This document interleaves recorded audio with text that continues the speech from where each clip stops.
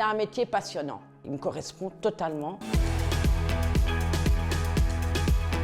Nous recrutons très régulièrement, principalement des personnes d'abord très motivées. Si la personne a suivi une formation par le Forum, c'est un plus. Ça nous permet d'engager des personnes qui ont déjà un savoir-faire. La formation prépare aux bons gestes.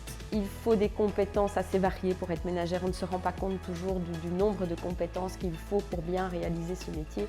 C'est une personne qui a le sens de l'organisation, de l'observation, ponctuelle, un bon contact.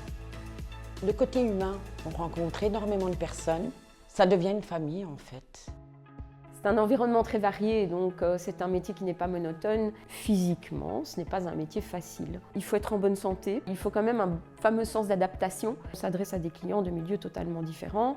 Quand on se lance dans le métier de ménagère, il faut savoir qu'il y a tout un tas d'avantages. Quand j'ai une candidate qui me demande de ne pas travailler le mercredi après-midi, on ne travaille pas le mercredi après-midi. Au niveau équilibre, vie professionnelle, vie privée, les horaires sont assez faciles, notamment pour les mamans célibataires. On commence rarement avant 8 heures. On termine très rarement après 17 heures. Elles peuvent même aller jusqu'au temps plein.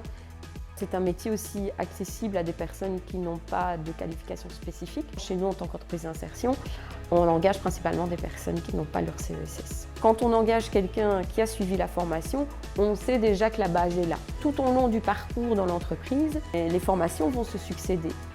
Dans le métier d'aide ménager et ménagère, mais pas seulement. On peut aider la personne à réaliser un autre projet professionnel si elle le souhaite. Nous avons des aides ménagères chez nous qui sont devenues aides-soignantes, cueillantes au henné, pédicure, conductrices tech.